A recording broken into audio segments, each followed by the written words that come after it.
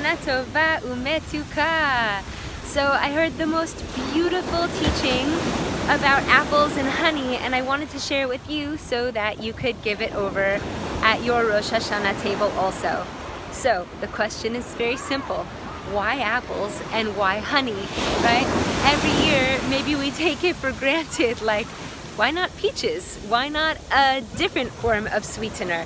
So I learned the following from Rabbi Yehuda Solomon and Rav David Sachs. So, why apples? So apple, the word for apple in Hebrew is tapuach.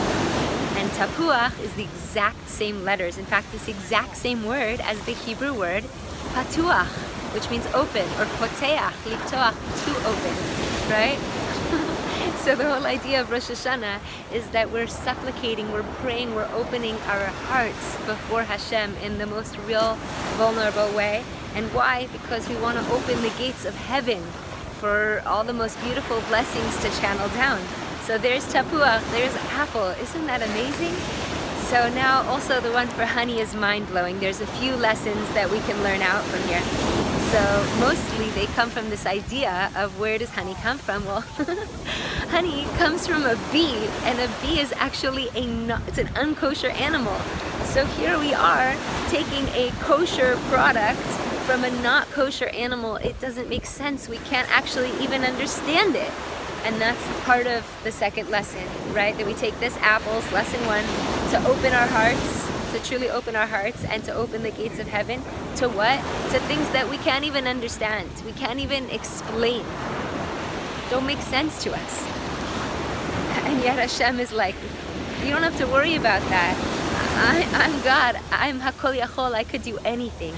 And the second aspect of the fact that we have dvash, and that dvash comes from a bee, is that actually scientists explain that there is no logical reason that bees should be able to fly. In fact, their bodies are too heavy and too big for their tiny little wings. So scientifically, it actually makes no sense. It's actually impossible that a bee should fly. So Rav David Sachs calls honey the fruit of the impossible.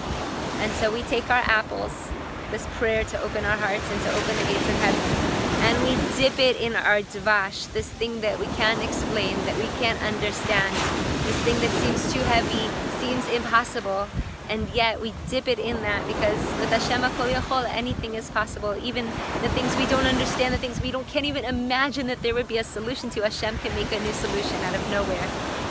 So, on this Rosh Hashana, Hashem, help us now know that it's not just because we want a sweet new year. We do want a sweet new year. That's, people say, oh, apples and honey because it's sweet. Yes, it's true.